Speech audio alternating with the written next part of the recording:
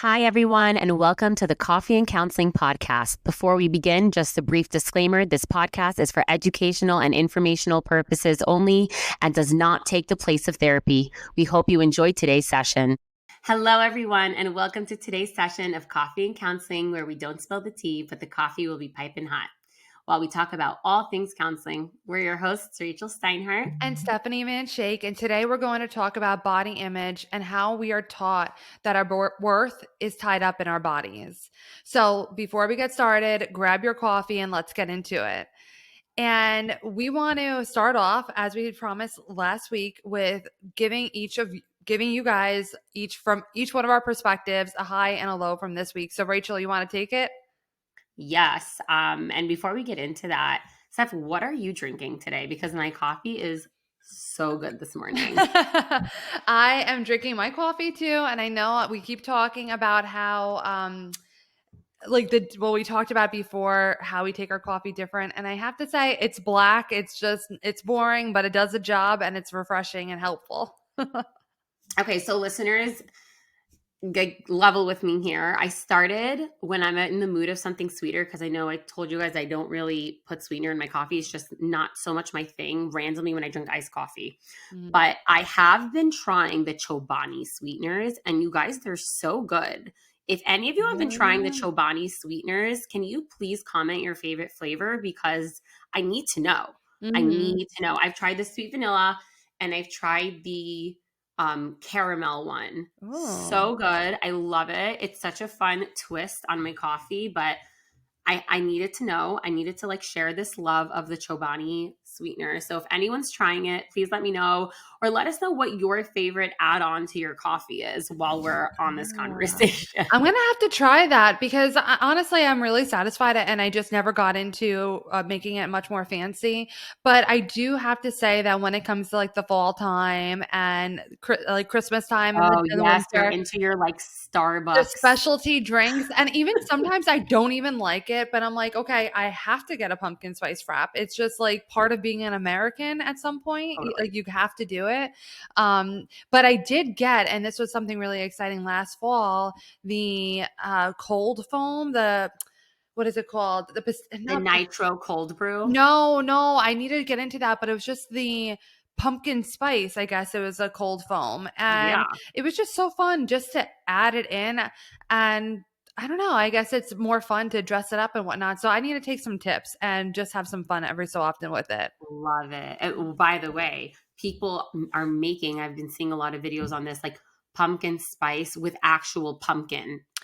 That sounds like a lot of work, but it's some people just use the one from the can. Yeah, but it probably is better and more tasty with actual pumpkin and also more of an experience. So why not? Yeah, we're going to have to put that on our list of Our things bucket list, our coffee bucket list. But to get back on track, one high, one low from the week. Steph, you want to go first? Sure.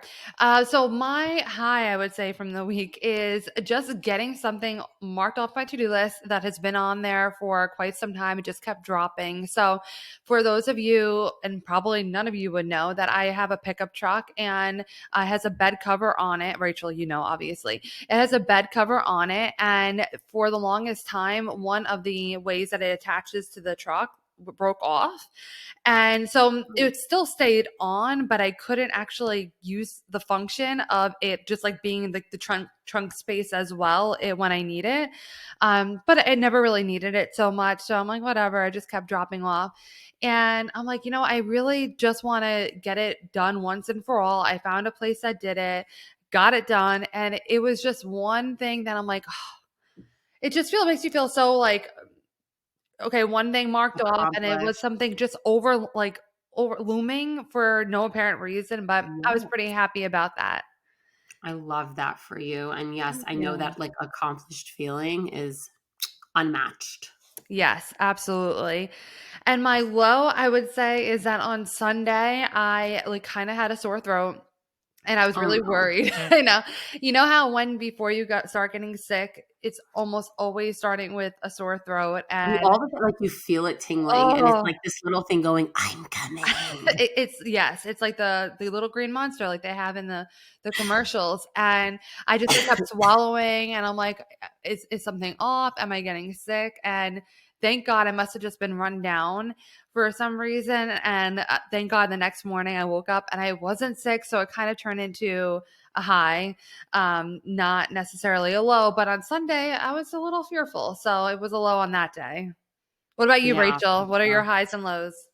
Okay, so whoever doesn't know this about me, Stephanie knows this about me. I have an obsession with Ross. Sorry, my New Yorkers, Ross does not exist over there. Mm, But if you imagine like a TJ Maxx and a Marshalls and a Home Goods had a baby yeah. and got cheaper, Oh, that's yes. Ross. And yes, like it's the love of my life, total hit or miss. Mhm. Total hit or miss, but like when you go and it's a hit, it's just like Yeah. God is shining down on you. So I went in, and we have Passover coming up, which is a huge holiday. And one of the really big things about Passover is a lot of people get new clothes, new shoes. You try to wear new because we're kind of supposed to I don't know if you knew this, Steph. We're supposed to kind of represent royalty because we were Oh. slaves and we were freed. The entire concept of Passover and the entire meal, the entire Seder, we're doing things that are supposed to make us Oh. feel like God took us out from the lowest low and put us on the highest high. And we're sitting there like royalty in our nicest clothing with our best wine I and our didn't best know food. that. It's really nice. And it's on a spiritual level, it's so special because when you really just think about, that piece of it, and for whoever God plays a role in your life, like recognizing that you came from the lowest low to the highest high, or even in mental health, like taking that moment to remember the times that you went from, your darkest place to your highest place, and being able to sit in that and just be grateful and be happy. And that's kind of what Passover is in that moment, is recognizing that growth and that play, like that whole concept of us going from the lowest low to the highest sign. It's just really beautiful thing. But anyway, I went to Ross to see just like what was there for my kids, for my husband, for myself, because like girl loves me a bargain. So I went, I found like 3 pairs of the exact shoes that I needed, all like $20 and under. We love it. Wow. We love it. All heels, all stunning looking. I was like, Mhm. oh, done, done, done. My husband will be happy. Check. And it Love was great. that. So that was definitely my high. I was like, oh my God, yay. Oh, that So sounds that was, awesome, though, and yes. I don't know if When I come out of there with like 10 bags, it's the best feeling ever. I get like that too. There are so many stores like that just along this main strip around where I live, with its like Bells and Home Goods and Ross and TJ Maxx, and it's a day, and it's basically, I'm thinking it should be like whenever you go out to those stores, it should be a national holiday just because it's so exciting. It's so much fun. But I have to say, I don't know if I told you this before, but it stuck with me. It's marketing to the umpteenth degree. I got an email from Home Goods one time, and it said, "Finding is a feeling." And I'm like, it is. That is such a way to put it. And it just really stood out to me. And again, great marketing, but Wow. it really is just such an exciting moment in time. And of course, everything could be problematic if it's something that becomes an addiction or whatnot. So we're not talking in Yeah. that sense. But when you're able to go out and find a great bargain or find the thing that you're looking for, or just come across treasure in a load of other stuff, I mean, that's so exciting. So love that for you, Rachel. And I I'm love that sorry, for you me were gonna too. go on to your low. My low. I guess my low would be that I'm like trying to think. I've been trying really hard to focus on the positive. So like I'm not even really focusing on the lows, but I guess it would just be that I'm still not at the end of this sinus thing and still needing to work on that. And I have to do, whoever has done nasal rinses, good Lord, they're so uncomfortable, but I've been doing them every single day and we're still here. So, Thank God.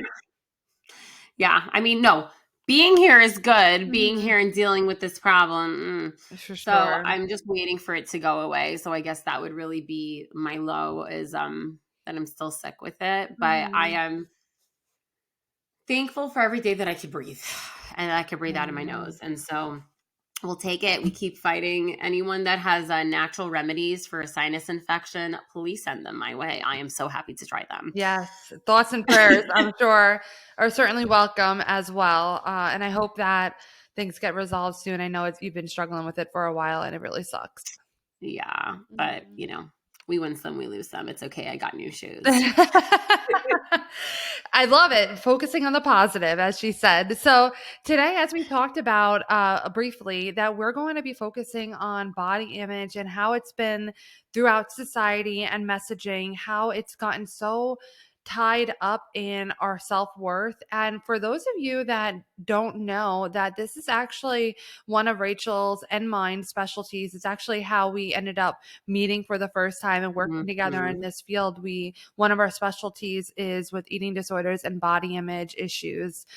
So it's very much a passionate topic for both of us, and one that we are really excited to talk about, in the sense of there's a lot of things that we need to talk about, that it's so counterculture that unfortunately we don't hear enough of in the world's messages. And what we're about to talk about is probably not things that you hear about too often. But on the flip side, you're probably constantly hearing messages to the contrary that we've been grown up with. We just have been thrown, it's been thrown onto us throughout our lives. So we wanted to start off by asking, or just having this thought. We wanted to start off by having you pose this question to yourself. Do you remember the first time that you thought about your weight in terms of good or bad? And Rachel, would you like to answer this for yourself at least? Yeah. I really try to think about it. And I think, I don't know about you, Steph, but I think what I hear from a lot of clients, so what I always also recognize for myself is before even thinking of it as good or bad, is the first memory you have as an awareness of your weight even being a thing, Mhm. right? Because I also remember so long ago, it's almost hard to remember, quite frankly, which is so sad, a time before weight even was a topic of conversation, Yeah. before it was even a thought in your head. Um, I remember my mom talking about like going on this cabbage diet, and I was Mm. so little. I was like, I don't know if I was anywhere between 4 or 6, and talking about this like cabbage soup that she was going to drink every night. And I remember her saying something like, let's do it together. And I think that that was her way of trying to encourage me to quote unquote, whoever can't see my air quotes, quote unquote, be healthy. Mm. Um, I personally was never somebody that resided naturally in a smaller body at Mhm. all. And I think that that was something that she struggled with growing up and probably didn't want me to. Yeah. And, I think every time she found the newest fad, wanted to positively encourage me to, do it with her. And it wasn't even presented as you're large or you need to lose weight or anything. It was just like, hey, this is something I'm trying. Do you want to try it with me? Um, but I just remember thinking, like, why would you do that to yourself? Like Mhm. as a child, I was like, why the hell would you eat that? That looks Right. horrible. Right, because all you wanna do is what feels good in the moment, right? Right, right. And the truth is, she said she loved it in the moment. And now that I know her as an adult, I could tell you she did actually like that food, Mm. which is so weird, mom. But you do you. We love you. Um, she was very big on loving yourself, and so shout out to my mom. Like, really instilled confidence in me and my siblings.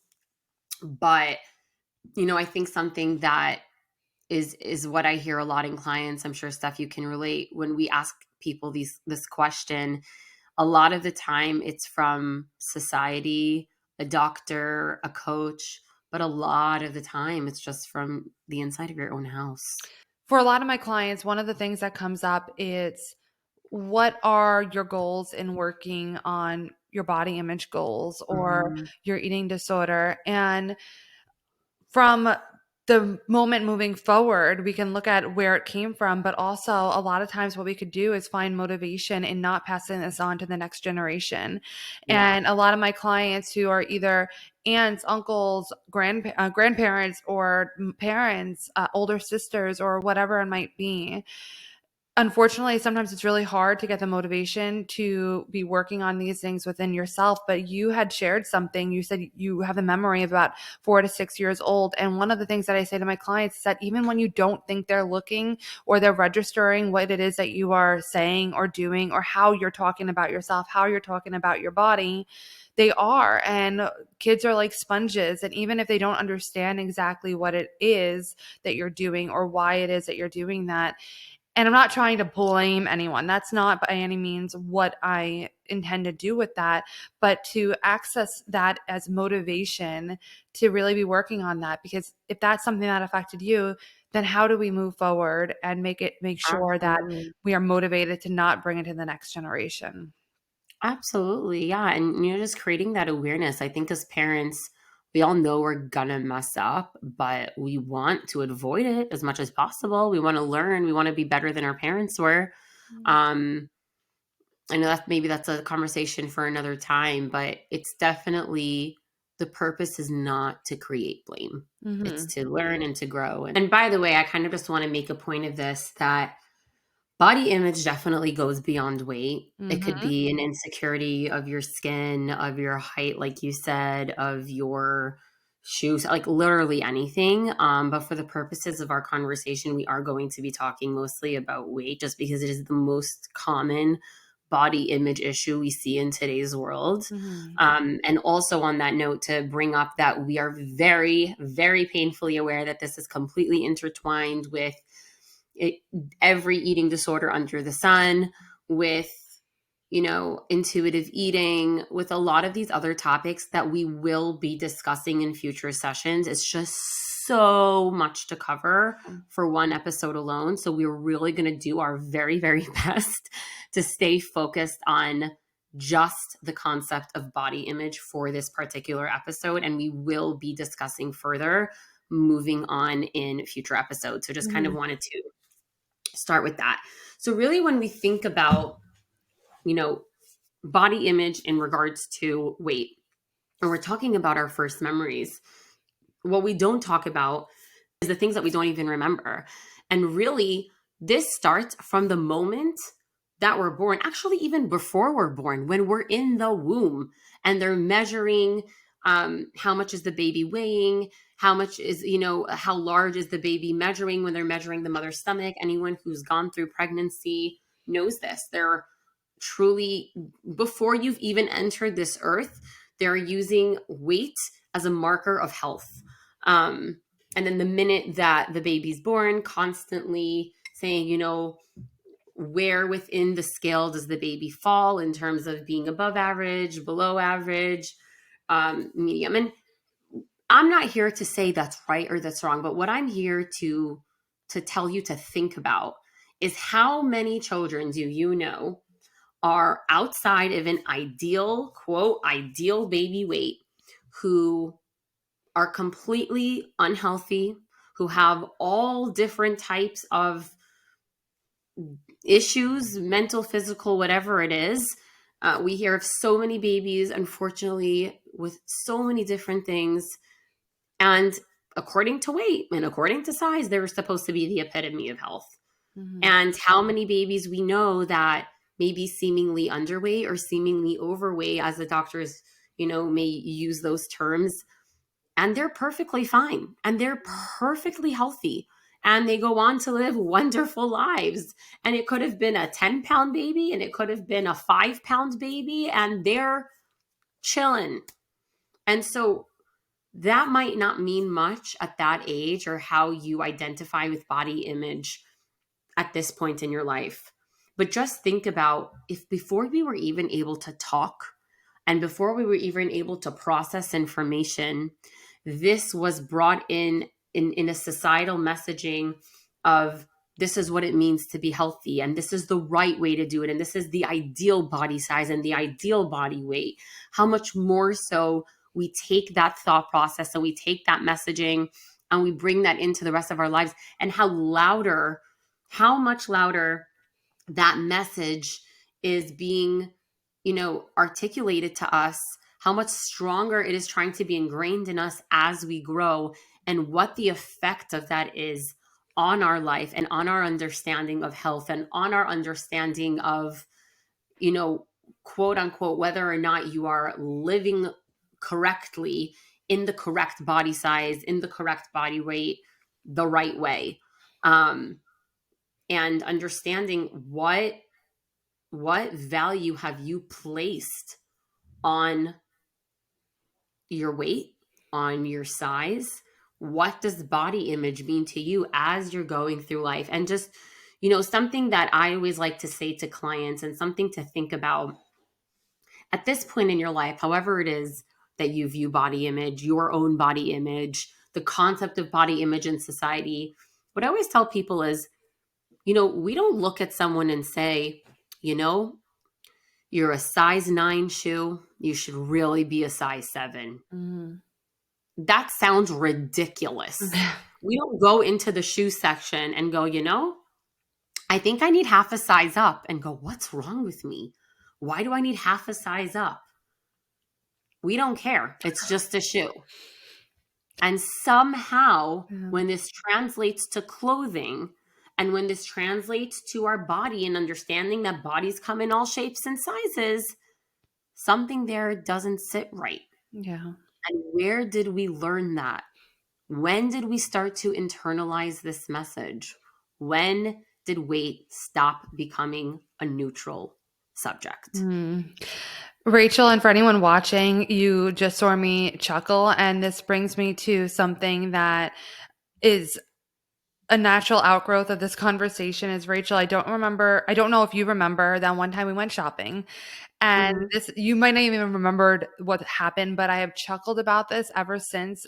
That we were looking through and you were trying to help me go shopping for our clothes. And we were looking at this, one of the sizes of jeans was a size half. And you were so annoyed by this. And you went on like this rampage. You're like, what is that? What does that even mean? Is there a half a person? And you were so flustered by it. And I was just over there cracking up because it was just so funny, your reaction toward it. But it really is a little absurd when we start thinking about how much they have broken this down, and how it's then become a value judgment. And I don't know if you remember this, but when we worked together, there was a client who brought in, maybe you weren't there at the time, there was a client who worked with their dad on taking apart a scale and putting it back together again. And the Yes, I numbers, remember you that. remember that? Okay. Yeah. So the numbers were all wiped. And anytime you got on the scale, it would say something like beautiful or gorgeous or some really, really nice sentiment. And I think that's so awesome, because what's happened instead, essentially when you're getting on the scale, that's basically what's happening for many people right now. But it's not in a positive. It's usually a value judgment to, oh, there's something wrong with me, or that weight means ugly or not good enough. And that's how it seems to be interpreted. It's not just a number. And when it boils down to it, if we want to get scientific, it's literally your gravitational pull on Earth. And when we could pull that together, it seems a little wild how we put so much into the number on the scale.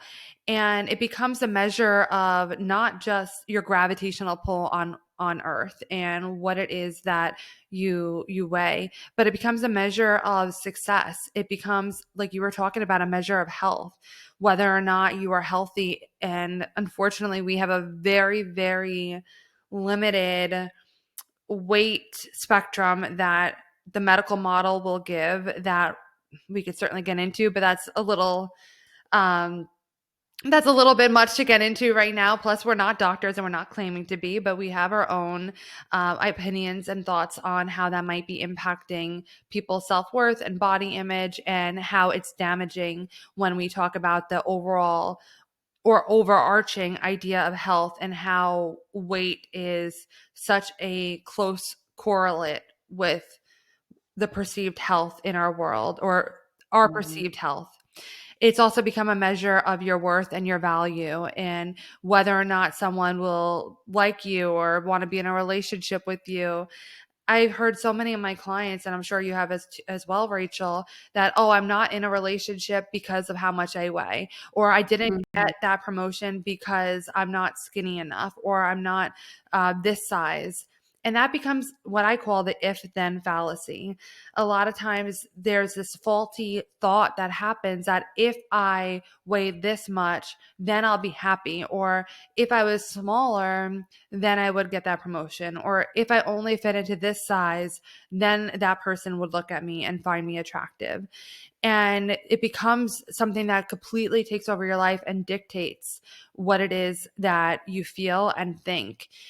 A lot of times, the scale is a messy tool. I'm not saying in and of itself it's a horrible thing and it's evil or anything like that, but in a lot of people's hands, and unfortunately many in our world, because of the messaging that we have, the scale doesn't normally add up to anything positive in someone's life. A lot of times what I find and with my clients is they might get on the scale and say, well, that's going to determine how my day goes, whether or not it's a good day or a bad day, whether or not I have this meal or have this for my meal or whatever. It determines your steps in your day. It determines what type of day it is. And that is just giving way too much power to something that was never meant to have that much power or that type of power by any means. Mhm. So I would really encourage anyone listening to ask yourself, if the scale is a part of your life in some way, what true benefits are you getting about from it? And if you are seeing a therapist, I would encourage you to talk to them about it if it's something that you're not entirely sure if it's a net positive or a net negative in your life. And sometimes it's complicated. It's not always a straightforward answer. And we need to think about, when you think about how much you weigh and how it pertains to your value or health, what is that creating in your life? How does that impact your life, and how does that impact your just your daily functioning? And how does that impact your mental health as well? Mhm. Absolutely. It's interesting that you're also bringing this up because I remember when we were getting trained in this, one of the first things that really stood out to me was when one of our mentors kind of said to me, it's so interesting how you can look in the mirror one morning and feel totally confident in your body and feel good and you're in a good mood and having a good day, and get on a scale and see a number that is higher than you want it to be, and that changes your entire day right there, and then that scale decides what the rest of your day is going to look like. Mm-hmm. And before you saw that number, you were perfectly fine. Not even just mentally perfectly fine. You were fine with how you looked. You looked in the mirror and you were totally loving yourself. And now all of a sudden, this number dictated that for you. And I think for me personally, that was a really big, I guess, light bulb moment of like, wow, I Mm-hmm. didn't realize the scale really does have that much power. And I just really want to put out there, um, as we are sipping the piping hot coffee, that our goal as people who specialize in this field, because I think this is a really big misconception. We're not here to tell everybody, eat 5 boxes of donuts and screw the world and gain all the weight and just be merry. Like, Mm-hmm. that's not the point of having a healthy body image. That's not the point of treating eating disorders. That's not the point of intuitive eating. And I'm going to say this in all future episodes relating to this topic. That's not the point. We're not here to say that we don't care about health or care about an awareness of what's happening in your body. We're not here to say that, ignore all the bodily cues because your feelings are more important. What we're saying is that what the world has turned weight into, and the value it has given things like the size that you are and the scale and this misconception that we're all supposed to be the same size when we are built so differently, Mhm. and not taking into account when utilizing the BMI a person's bone density, a person's muscle mass, a person's genetics, all these different things that come into play that we're just throwing out the window. And then people are sitting there at war with their body for the rest of their lives. Yeah. That's what we're talking about. We're talking about being able to live in a world where you're not depressed over how you look or what you weigh every single day. And within that, finding mental and physical health. No one is here to say, like, F the world, I don't care. That's not the point. Not the point. And by the way, to any therapist who disagrees with that, sorry, not sorry. But that's Mhm. not the point. We are promoting physical and mental health. Now, how you go about the physical health when we're sitting here telling you, like, don't obsess over the scale, that's another conversation. But at the end of the day, if you think that you need to get on a scale on a daily basis to dictate your physical health, you are sorely mistaken. Mhm. And this might be the first time that people are thinking about this in this way, or the first time that what I'm about to say anyone might, or some people might have ever heard, but body image really has very little, if at all, to do with your body. Body image is mental, and there are some components, and usually it's driven from outside factors that perhaps if your body changed in a certain way, perhaps in a desirable way, quote unquote, in what you perceive it to be, there might be a little high that comes from it. There might be Mhm. a very short and very short time that there's a shift in how you feel emotionally and mentally. But I could tell you so many examples that that's a very short-lived experience. And body image actually starts and ends in your mind and how you think about your body. And unfortunately, there are a lot of confounding variables and factors that make it very difficult for us to view our bodies objectively. Mhm. And society has a big deal with that. And a lot of times when we talk about body sizes, and there's a lot of stereotypes associated in society, unfortunately. If there are people who are in larger bodies, society seems to tell us that that means someone is lazy or undisciplined, and then we start assigning traits and characteristics just based off of how a person looks that doesn't take into account anything else. There's stereotypical associations with what a person looks like and if they have an eating disorder, as well as what type of eating disorder a person has. Let me just put that out there right now. You cannot tell, one, if someone has an eating disorder by looking at them. And furthermore, you can't tell what type of eating disorder a person has by looking at them. That is something that has been hounded into us time and time again throughout society. And I'm not even sure where it fully stemmed from, but it's just become a belief system that a lot of people have. So a smaller body, there's stereotypes that are associated with that, oh, it's healthy. It's that person must be very motivated. That person is very put together.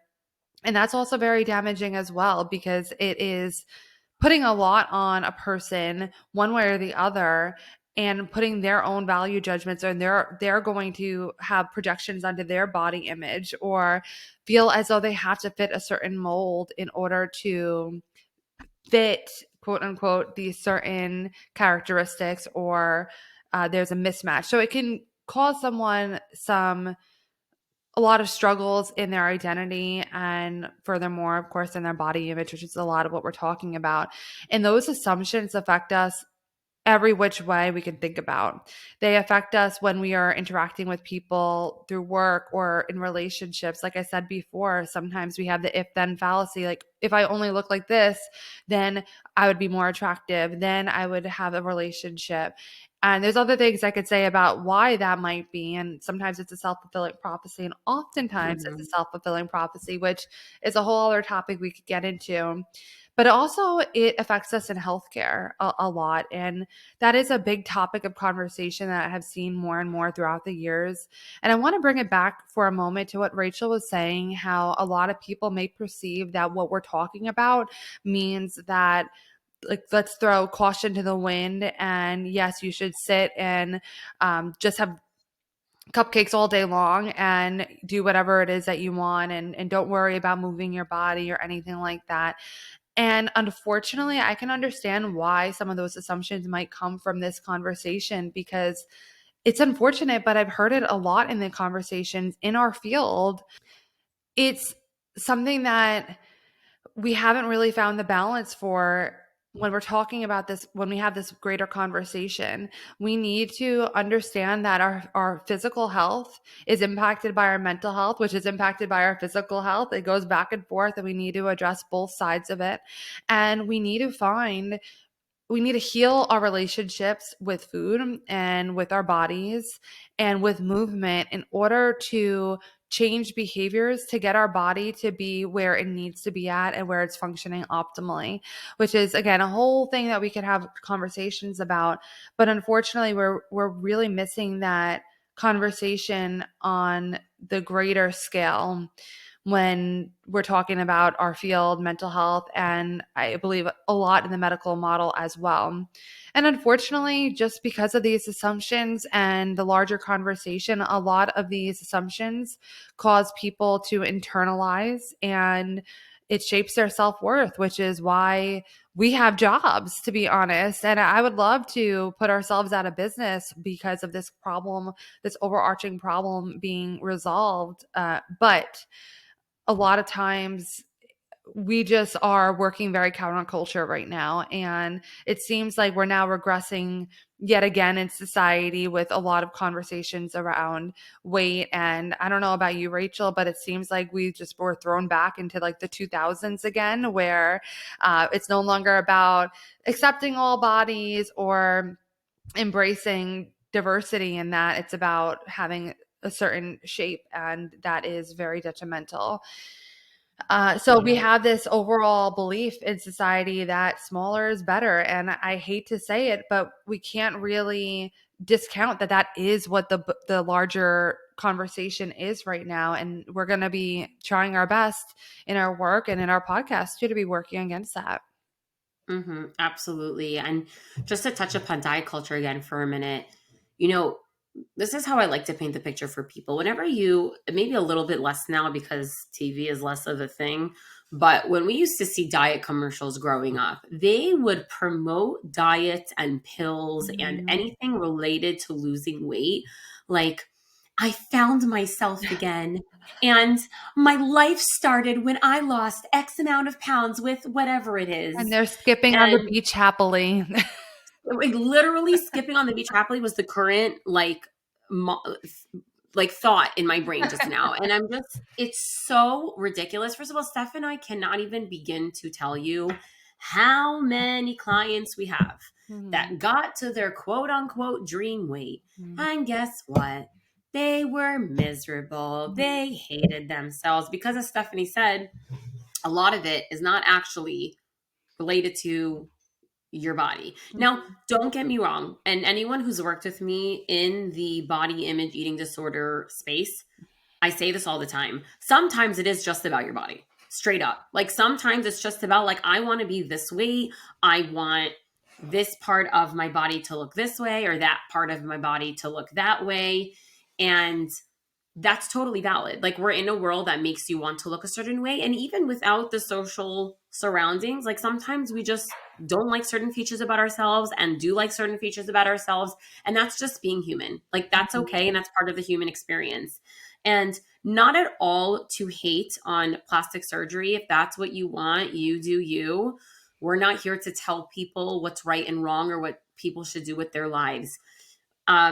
But as much as there are people who get work done and they may be happy with what they've done, there are so many people that got exactly what they want. And lo and behold, they're shocked when they still feel exactly the same.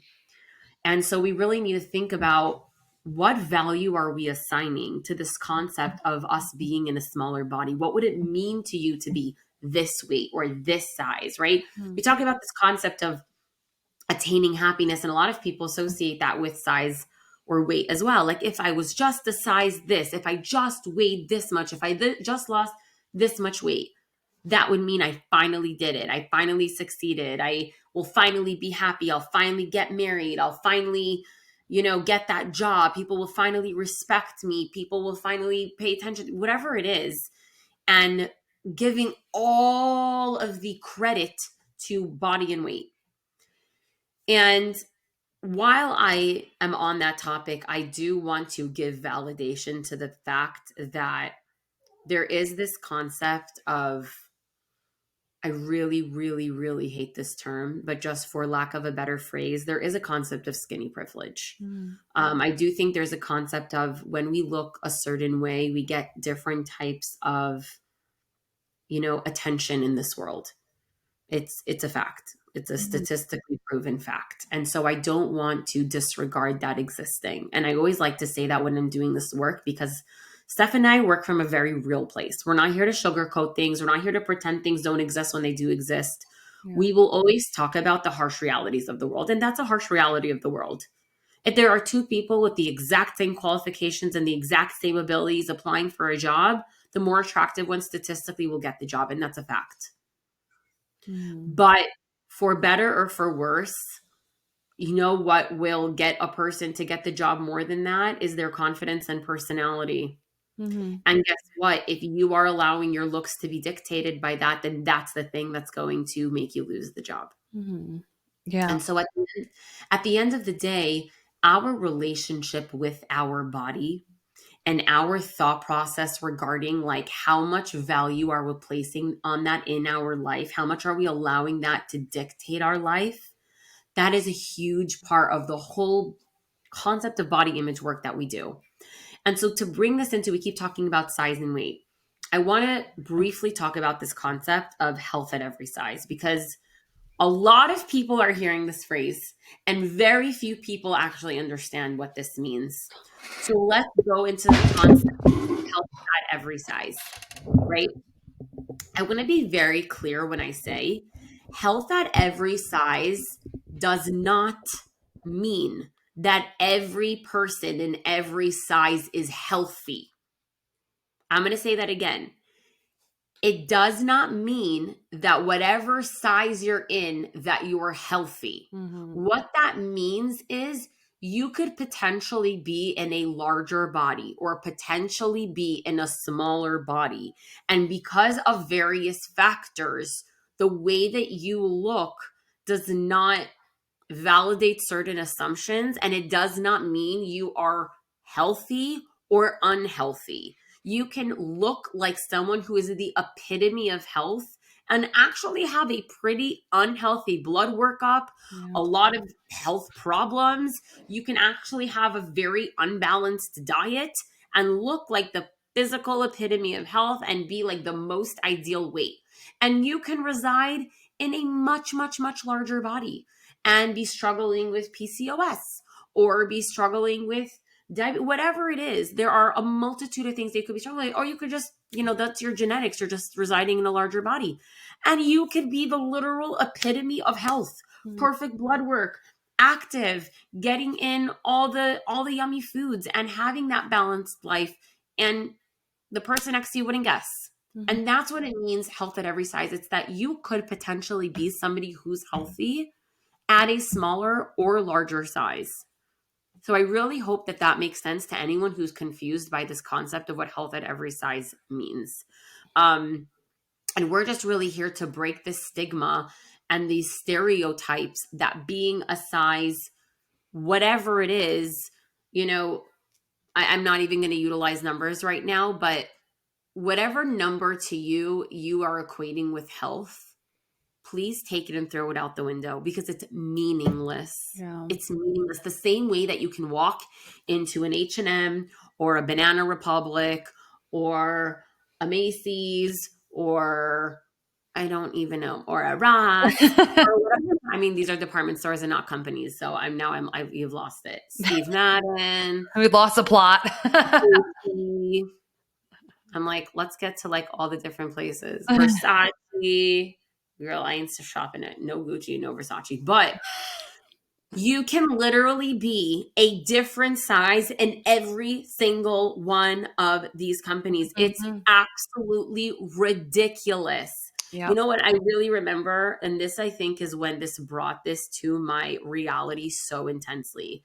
When I was pregnant, and I literally fit in a range of anywhere between, I'm not kidding you, depending on the makeup of the clothing, I was able to fit in anywhere between like a literal size 2 to like a 12. Mm-hmm. And I was like, this makes no sense. Oh, And I didn't care. I wasn't even thinking positive or negatively. I was just like, this is really ridiculous. And people are making themselves crazy and quite literally killing themselves over these sizes. yeah. Well, clothes are meant to fit your body, not the other way around. And this is something that is another value that a lot of people will associate with when we talk about how bodies and your weight or your size dictates your worth. I'm not here to say, like you said, Rachel, that we operate in the realm of reality. We are not people who live on Sesame Street. As much as we love to move in there or whatnot, it's just life is life and the world is the way that it is, and we need to be able to recognize that. But with that being said, I certainly understand that our appearance is something that many of us value and do have some stake in wanting to look a certain way. And I'm even understanding too that all of us, including Rachel and myself, I feel pretty confident that we could say have things that if we had a magic wand we would change, we would. But it 100%. the difference is allowing ourselves to recognize that and still know that we are worthy. And while your appearance might be a value to you, you need to find your value and your worth in other aspects of your life and Hmm. what it is that you're able to bring to relationships, to your job, to the intellectual world, to philanthropy, if that's something that you do. Of course, we want to change the way that the world is, but the way we can change things is first and foremost changing ourselves. Hmm. And that is a major step that I think a lot of people miss. So when we talk about the diet industry and diet culture, we need to look at it from what their vested interest is. The diet industry is a multi-billion dollar industry that has profits upon profits because of they're convincing us that we should hate ourselves and hate our bodies and that there's something wrong with us, and selling us the magic thing that all of a sudden is going to fix all of our problems, our perceived problems. And something to just to get really real for a moment, think about its vested interest in not solving the problem. Because if, again, I'm using the word problem just as a overall overarching term about how they want to have us believe that our bodies and our weights are the problem. So I'm just using it to describe that if they resolve that, then they would go out of business and there would be no more money in it. So we have to recognize that there is a vested interest that's a very powerful one that gets its claws into us from every which way, through social media, through traditional media, through the the stores and the brands that we shop at, through trucks on the side of the roads that have certain things posted about it. There's a million and one different ways of how it is. And the statistics show that 95% of dieters, if they do lose weight, will regain their lost weight within 1 to 5 years. That is a staggering statistic. Diets don't work. If I told you, for any of you roller coaster people out there, I'm not one of them, but for any of you who are, if I told you that there was a 95% chance that if you got on this roller coaster that you're going to get seriously injured, would you go on? I mean, that just doesn't make any sense why we would jump on something. Or let's make it a little bit more relatable for everyone who might not like roller coasters. If I said that getting into a car would likely be 95% chance that you will get into a car accident, a dangerous car accident, would you ever get in a car again? So why is it that we're so quick to jump on the next diet fad and get into this cycle of restriction and over exercise, usually, that has a lot of physical, mental, and emotional tolls on us. And just going to yo yo physically and mentally about how you feel about yourself. And I actually had recently a blog post that went up on my website about diet culture. And there's a few recent blog posts that I believe would be good to read if you're interested in this topic, that I'll link in the show notes. But we really have to recognize that the diet culture is a very, very powerful force in our lives, that it's very difficult because we're small voices, Rachel and I, and there's other people who do it as well, but we are trying to do our best to negate that. So this might be, probably by the time we're done with this podcast, it'll be about this podcast session. It'll be an hour long, and that's an hour long where you're hearing the counter arguments, the counter culture. But when you're done with it, and maybe even while you are listening, you saw an ad that popped up that was promoting the diet industry, or an email came through or whatnot. So I would encourage anyone to keep listening to podcasts like these, keep trying to take in alternative messages, but also trying to live that out yourself and tell yourself alternative messages and help other people see that as well. And Rachel, do you want to wrap up, or do you have anything else to add? Yeah, I do just want to add in this one point of, well, 2 points. First of all, this is a very, very long conversation. And there's a reason that Steph and I needed to get specialties in this, because there's a lot of training that goes behind it, and there's a lot of therapy that goes into it. And if you're struggling with body image, which many, many, many, many people are, even if it's not to a point that's like truly harming you, but even if it's something that's been on your mind and it's been bugging you, this podcast is not going to fix it. Mm-hmm. We're just creating an awareness. There's so much more to talk about on this topic. There's so much more to get into. There's so much more awareness to bring to your attention, and insight to give you. And just understand that in this particular session, Steph and I are literally just scratching the surface.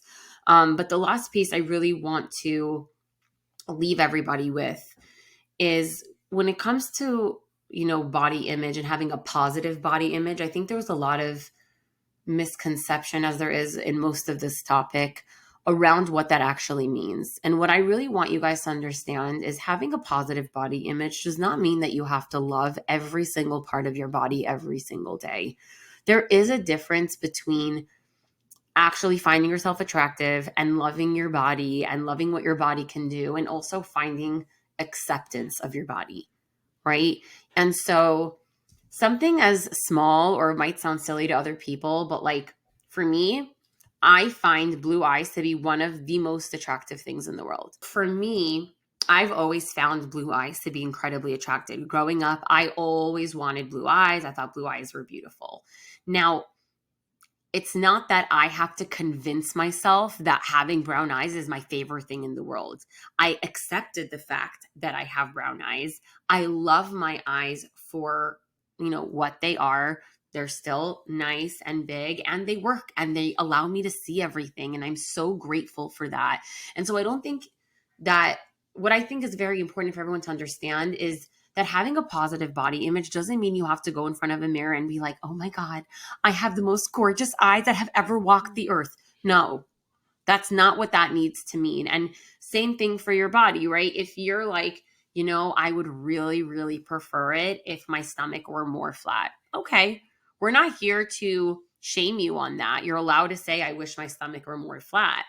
You're even allowed to potentially, use movement to help make that happen, and go for it. There's nothing wrong with exercise and whatever it is. But at the end of the day, if you don't have your dream flat stomach, learning to accept that, learning that the tummy rolls are part of life, learning that for most people, unless you're a personal trainer or training for a movie in Hollywood, you don't have this idealized perfect stomach.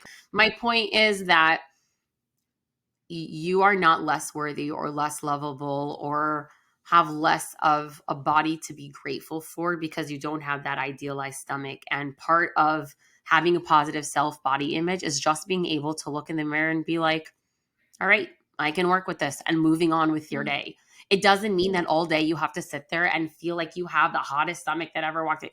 That's the point. And I think that a lot of the time, having a positive body image feels really unattainable for people because they feel like that means you have to feel like the hottest thing on a daily basis. And it's not Mhm. true. We all have insecurities. We all have things we don't love about ourselves. We all, as Stephanie said, have things that we would even Mhm. change. But accepting ourselves for who we are, loving ourselves for who we are, hopefully finding things that we do genuinely like and we do genuinely find attractive in ourselves, but also understanding that the way that we look and how much we weigh is the least important and the least interesting thing about us. We have so much to offer this world. We have so much value. Who Yeah, cares? Is the point. love it. Is who cares? Yeah, and just to add on to that, when Rachel's talking about the idealized body, this is really regarding what society has told us is like the ideal body. Absolutely. And we also have to ask, what does it even mean? Like, what does ideal body mean? And I think we all have this idea of what that means in terms of what society would deem to be attractive. However, that might not be the ideal body to win a boxing match. It might not be the ideal body to go skiing with or whatever it is. What's Mhm. going to get you to your goals? It might not be the ideal body to be something that guides you through a long and healthy life. So it's all relative. And more than anything is when we come from a place of acceptance and kindness toward our bodies, even if you have goals of changing it, a lot of people worry that they become complacent and then they just have to they believe that acceptance means, oh, well, then I have to just learn to live and accept that I'm always going to hate my body. No, that's actually indeed something we want to work against. We want to work on becoming more neutral about your body at the very least. But even if you do have intentions on changing it, one, you need to make sure you're in a stable place mentally, that you are going to be able to have a healthy and positive relationship with food and exercise or movement to figure out how we can take steps toward a healthy and sustainable lifestyle, whatever that might look like, but also to recognize that doing that is actually going to fuel you toward whatever goal. And this goes for whatever goal it is that you have, whether it's a body goal or something else, coming from a place of motivation from I have love and respect for my body, or I have love and respect for myself. That's going to get you a lot further than this passionate, fueled like hatred for yourself. So whatever goal it is that you have, I would encourage you to think about who you'd want on your side. Someone yelling at you, telling you you're stupid or ugly and that you can't do this or that you shouldn't do this. Or someone who's like, you're doing great, keep on going. You could do another one. You can, study for a little bit longer. You got this. You know you do. Something from a positive and more of a cheerleading standpoint, I think always gets us so much further. And with that being said, I just wanted to transition toward the listener question for today. And if you don't know, we always leave a little bit of time at the end of our sessions to answer one of your questions. So if you want to send in a question to possibly get answered on our podcast session, please send them into either email at coffeeandcounselingpodcast@gmail.com or send us a message or comment on our Instagram over at Coffee and Counseling Podcast. So today's listeners question is it weird that I've learned more on TikTok than from my therapist? I have some. you, Ooh, that's a do good you want to start or question. you want me to start? I'll All right. go. I have no problem. I have a lot to say about this. I actually think this is a really interesting thought because this is something that Steph and I have actually talked about this, like seeing professionals talk about things on social media, similar to how Steph and I are actually doing right now, quite frankly, that we would generally talk about in sessions. And I think what's really important to understand is, first of all, there's nothing wrong with learning healthy tools, with learning skills, with getting insight, with getting psychoeducation from social media. Take it with a grain of salt. Understand that not everybody agrees with each other. Also understand that the way in which it pertains to you, your life, and your issues would be much better understood in an actual therapeutic relationship and in a therapy setting. That being said, I would ask you to question yourself as to what you're talking to your therapist about. Are you as willing to hear what your therapist has to say as you are when you're watching social media? Are you actually sharing the things that are pertaining to what you want to learn about and what's bothering you, that's giving your therapist the opportunity to teach you some of these things? Um, because if you're learning all these random things on social media about mental health, but they have nothing to do with what you're doing in session, then yeah, that makes plenty of sense. But also keep in mind that therapists, or like any business professional on social media that's trying to, gain a following and gain business, which I'm not trying to say anything negative about. That's totally wonderful and fine. And it's part of the business side of what we do. But understand that a lot of therapists, the way in which they go about that is they're putting their best foot forward. They're putting out some of their best tips and their best skills and their best tricks of the trade. And you might really gain a lot from that, but there is a really big difference between randomly learning about a tool and sitting in a session and actually understand how that tool pertains to your life and how you would utilize it in the makeup of your own personal world. So I think there's just a very big difference between learning whatever it is that you feel like you're learning from social media versus actually taking things in a therapy setting and applying them to your own Mm. life and understanding yourself and the world around you and how these things that you've learned pertain to your life and the world around you, if that makes any Yeah. sense. And TikTok can be a really awesome tool to learn and connect, and just like all social medias for sure. I think that we have to be really mindful about what we're taking in. And I know that this is Mm-hmm. something that we've talked about and we'll continue to talk about with regards to being an educated consumer on social media. But the thing that I find specifically, because I've heard a lot of my clients at certain times, oh, I heard this on TikTok. And I'm so grateful that they bring it to me too, because then we can dig it apart and pull it apart together to figure out, well, what that means for you. But also I hear a lot of things that, well, while some are really great, I'll like, it's great. I'm glad that that helped you to think in a different way. There's also a lot of misinformation or a lot of damaging information or a lot of sensational Mm-hmm. information. And what I mean by that is something that Rachel and I have talked about this before, that there's a tendency that I see a lot on social media, and perhaps it is about the algorithm and trying to sensationalize different things, where everything is pathologized when it comes to the mental health side of TikTok. Also, I want to just point out that not everyone who talks about mental health on TikTok are actually qualified mental health professionals. So just be mindful about that in what you might be, not to say you can't get information to start a conversation with yourself or the people around you, or and hopefully your therapist. I think that's a really great thing. But don't just take what you hear and then take it for what it's worth, and that's just the gospel and that's just it. And what I mean by Mm-hmm. pathologizing, this is something that is actually in every grad school program for what we do, they talk about. And it's just like this weird phenomenon that at the end of our grad school program, we can each diagnose ourselves with every single thing in the DSM, which is the Diagnostic and Statistical Manual. All of a sudden, we pathologize all of our behaviors. It's just like something that happens in the mental health world. And it's just a little bit of a comedic way to explain what I'm about to say when it comes to TikTok.